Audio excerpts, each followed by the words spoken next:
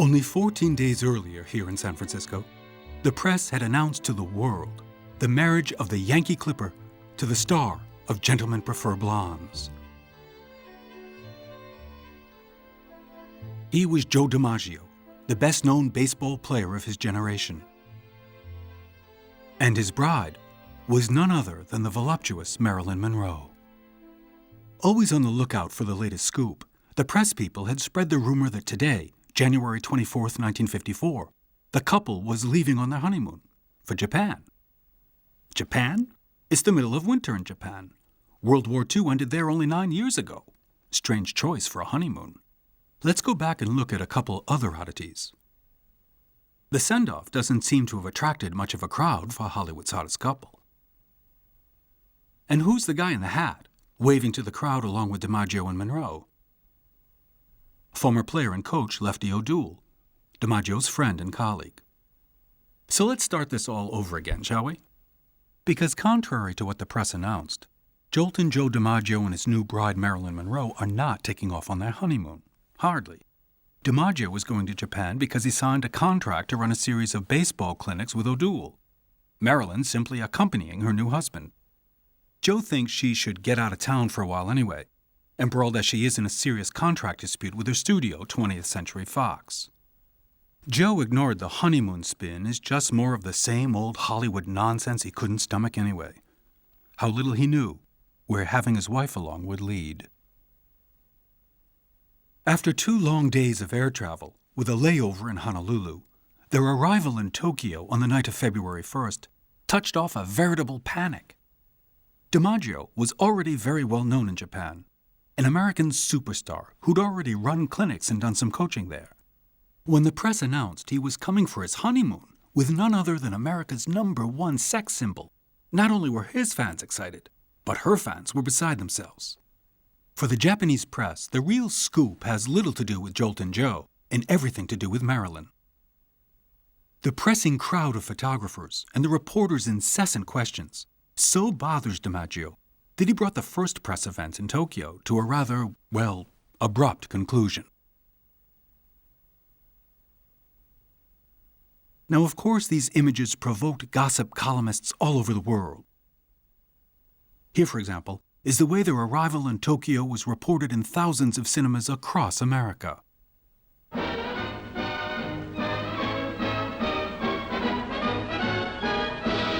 When a well-known honeymoon couple arrives at Tokyo airport, a throng of 4,000 baseball and movie fans surge out of control, break through police lines.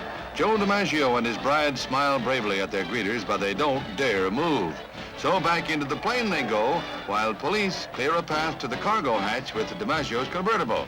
The stratagem works. The former Yankee slugger and his picture bride escape into the car and head for the safety of their hotel. But their troubles aren't over. Next day comes a press conference where the public was barred, but the photographers and reporters more than made up for that. Their questions were rough, ranging from the risque to the ridiculous. And Joe, he's the forgotten man, which is something in Japan where baseball is so popular. Never underestimate the power of you-know-who. But enough's enough. His patience is exhausted, and Joe says, go. 4 days later, Monroe visits the American Military Hospital in Tokyo. She had time on her hands and wasn't much interested in her husband's baseball.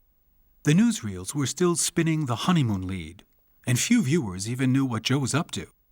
But the cameras show Marilyn alone. But what were these GIs doing in Japan? 9 years after World War II, America was still very present in Japan. For the past 3, the country had served as a holding base for the war in Korea. Today, combat had ended, but 120,000 GIs were staying put. This was the very first time that Marilyn Monroe had visited with American military personnel. But many other entertainers had given their time. It had become something of an American tradition since, well, 1918. And the very first time it was filmed, here on Pennsylvania Avenue, just 2 blocks from the White House. World War I was costing America a fortune, and Hollywood's greatest stars were solicited to collect money for the war effort. Mary Pickford, Hollywood's greatest movie star, responded to the call. and came to the nation's capital with two friends, Douglas Fairbanks and Charlie Chaplin. That's Charlie Chaplin there. Mary Pickford addresses the crowd come to see her, while at the same time paying attention to the cameraman, whose images we're watching, to make sure he can shoot her in optimal conditions, practically straight on. The poor news photographer, who we see behind her, is a bit dejected, to say the least. Movie cameras have the upper hand as early as 1918, and still photographers like this one are simply out of luck.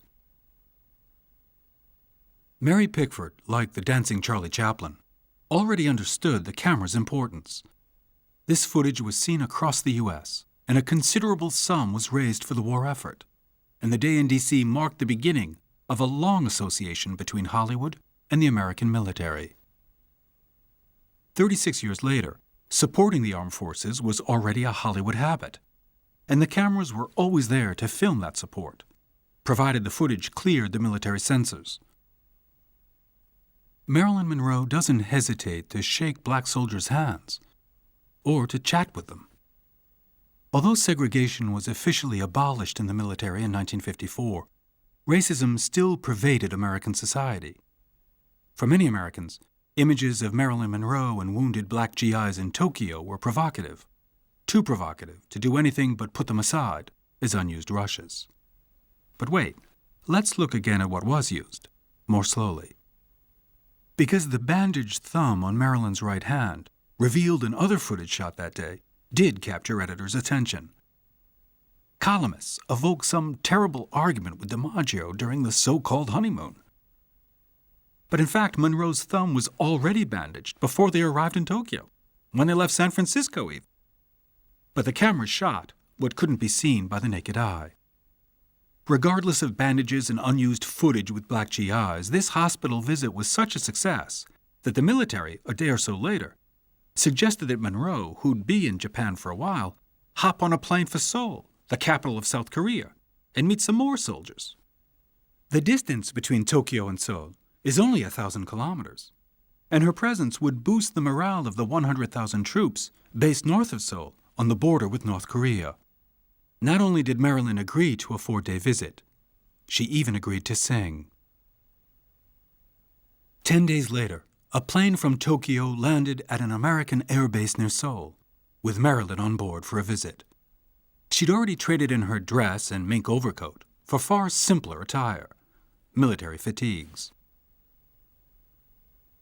At least 3 cameramen filmed the Korean tour's opening stop. In only days, images of Marilyn in uniform would circle the globe. And from what better event than the Hollywood bombshells visit to GIs in a war-torn country, a country slowly extracting itself from 4 long, cold winters. 14 others made the trip: musicians, singers, an army nurse, a friend, and the organizer of the tour. But we can't see them. They're still inside the plane, waiting for the photographers and the cameramen to finish their session with Monroe before coming out. Another cameraman focuses on the very starched military shirt and Monroe's inimitable touch, lifting the collar and opening the buttons to reveal her cleavage. But time is short. 2 shows are scheduled today at 2 different camps along the border. Surrounded by officers and military police, Monroe is hustled to the helicopter that will bring her to the first camp. You might think she'd come alone, so discreet are the 14 other people and equipment that accompany her, including a piano. Here at the bottom in the striped hat is Jean O'Doul, the friend who accompanied Marilyn, and the wife of DiMaggio's baseball crony Lefty O'Doul, he of the felt hat on the gangway before taking off in San Francisco. Now, Jean had been there too, but the cameras hardly paid attention to her. So what had been announced as a honeymoon was, in fact, 2 men and their wives on a business trip. Several helicopters transported the troop, but the camera only pays attention to the one carrying Marilyn and to the kisses she blows to the crowd. Marines in a camp an hour away are waiting for her. Marilyn Monroe would perform for the Marines from under this covered stage, 3 songs from her 3 most recent films. Problem: with the exception of one public rehearsal with the band in a military hospital in Japan, it would be the first time Marilyn Monroe had ever performed in public, let alone toured. Only her musicians knew and fretted. The Marines had no idea. Time was another problem. Marilyn had agreed to 9 performances in 4 days. Staying on schedule was essential, as was her incessant smile. While the musicians set up, Marilyn poses with Gene O'Doul for the first of a long series of photo shoots. Everything, hairdo, makeup, and smile, are Hollywood perfect. The trick, of course, was to maintain the movie star image for 9 shows in 4 days in the bitter cold at the end of the world. Loudspeakers were installed in the middle of the 10,000 Marines so that those far away could still hear the show. Among the 3 songs she would interpret, one was already well known: "Diamonds Are a Girl's Best Friend."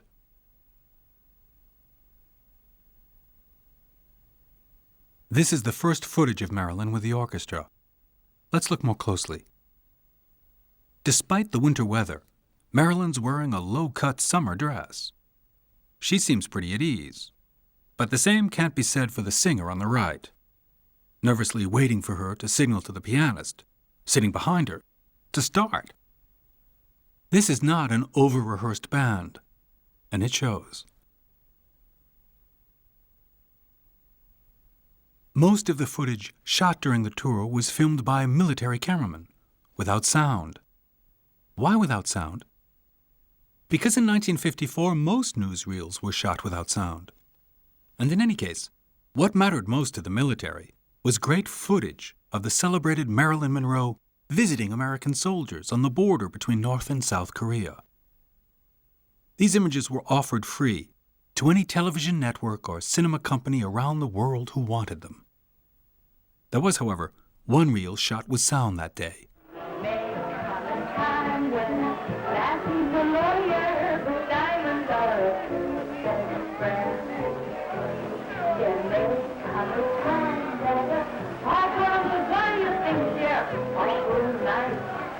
Get that ice so so nice. Keep your guy when stocks are high, but beware when they start to descend.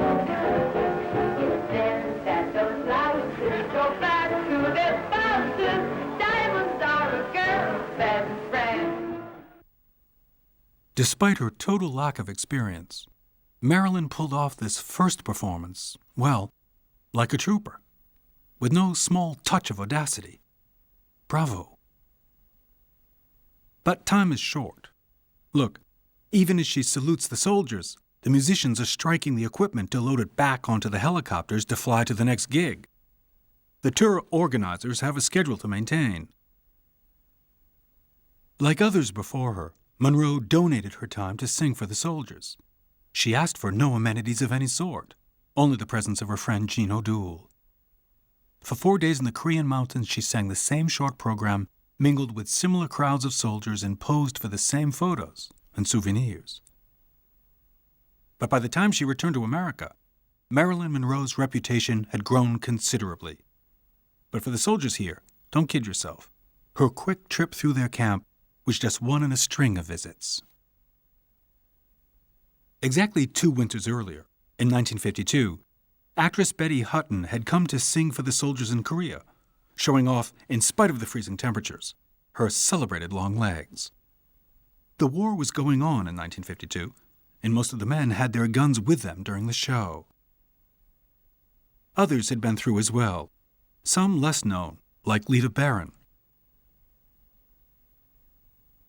And as early as 1950, the great Yankee Clipper himself had come to Korea from Japan to support the troops. DiMaggio arrived from Tokyo with Lefty O'Doul, with whom he was already running baseball clinics in Japan. Several days earlier, DiMaggio had been incredibly received in Tokyo, where his exploits as a baseball player were revered, practically as much as in America. In 1950, DiMaggio was 39 and had recently retired from his career as a player. O'Doul convinced him to fill some of his free time by training players and running clinics in Japan. And this is how DiMaggio made his way to visit the troops in Korea while war waged there in 1950. Combat had ended in Korea by February 1954, but the guards that accompanied Marilyn are still armed. Tension is still high on the border between North and South, and between the capitalist and communist worlds. It's a veritable Cold War powder keg. Along 186 miles of the southern border, 18 divisions of American and South Korean troops were stationed, a veritable front line. On the northern border were positioned 7 Chinese Army Corps and 2 North Korean divisions. At the end of the Second World War in 1945, Korea had been separated in two along the 38th parallel, pro-American in the south and pro-Soviet in the north. In 1950, communist forces from North Korea invaded the south, but they were repulsed by American and United Nations troops, who then pushed on north of the 38th parallel, almost to the Chinese border.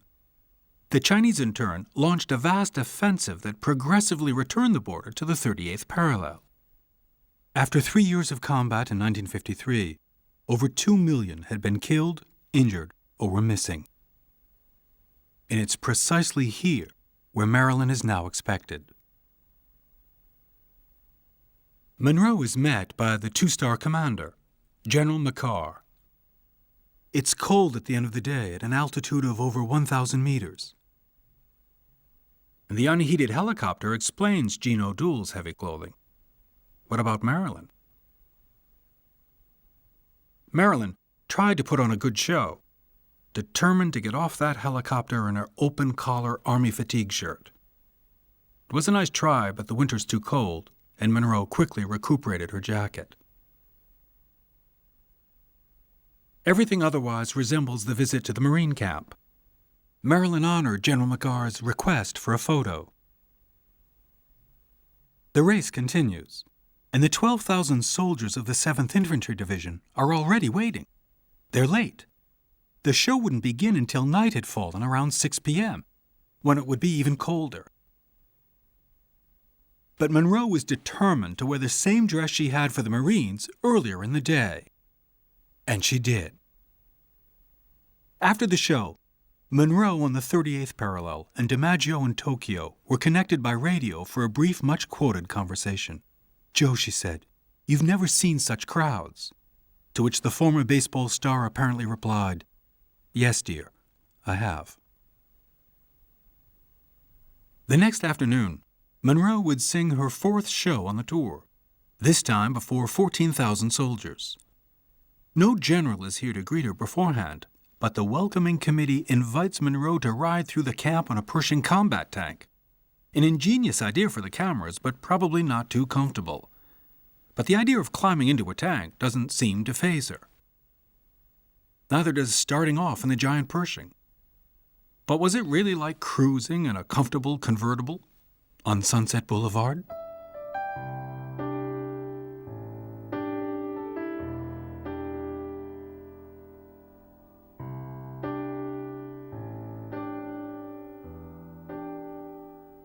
The weather turns bad.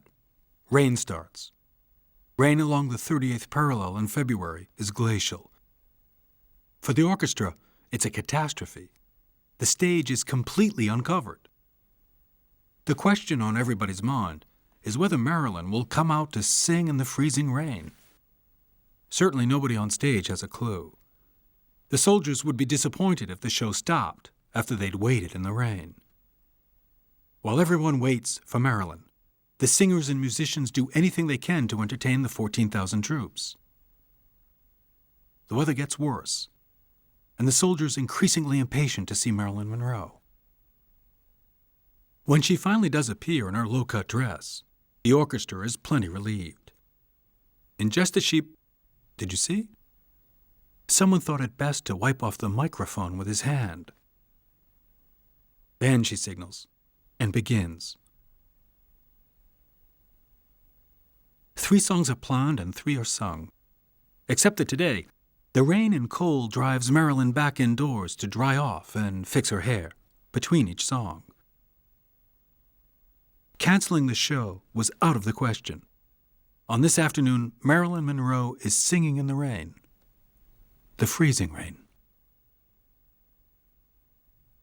February 18th. The cameraman's clapboard indicates the date and the location. But Marilyn is spelled wrong. The I after the R is missing. The chances that Monroe noticed this detail are rare. She undoubtedly had other things on her mind. Yesterday, she'd caught a chill in the rain and cold.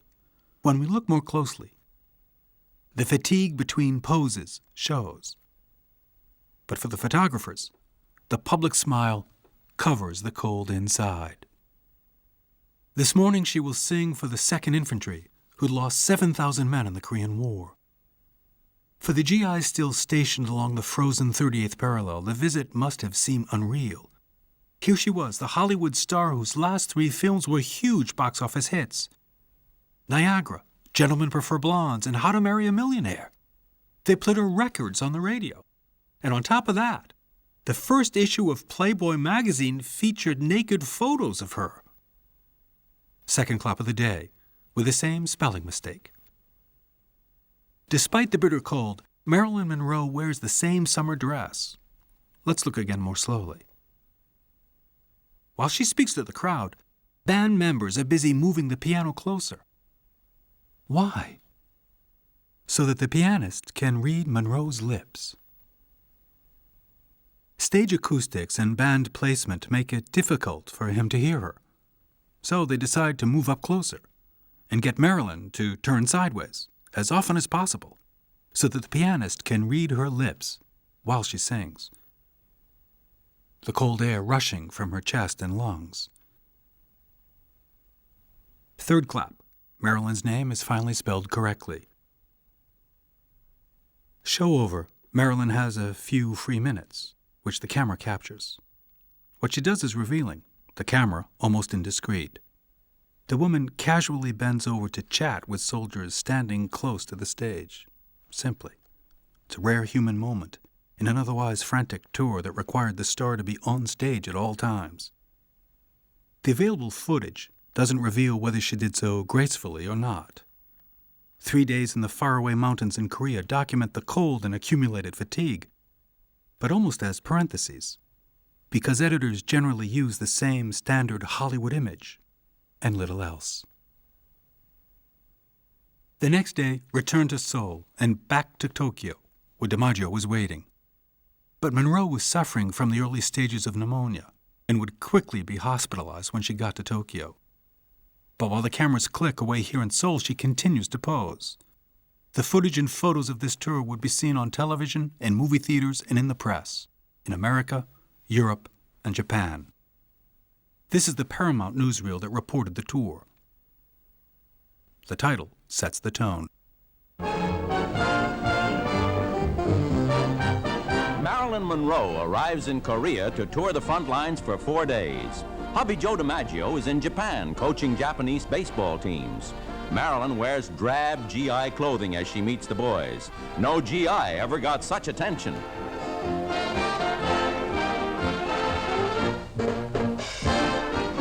The weather is cold, but nothing distracts from the enthusiasm of the welcome. Now, who'd want an air view at this time?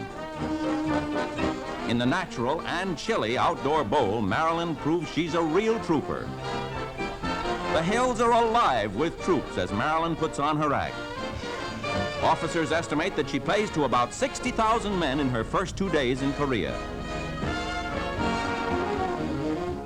There's agreement among soldiers and Marines, privates and commanding officers. Marilyn is tops. Says she, "Gosh, I've never seen so many men in my life."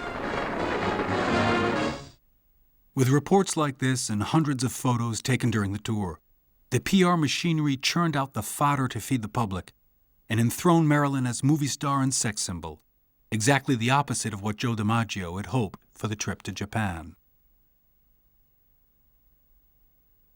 DiMaggio hoped Monroe would abandon a profession for which he had nothing but contempt.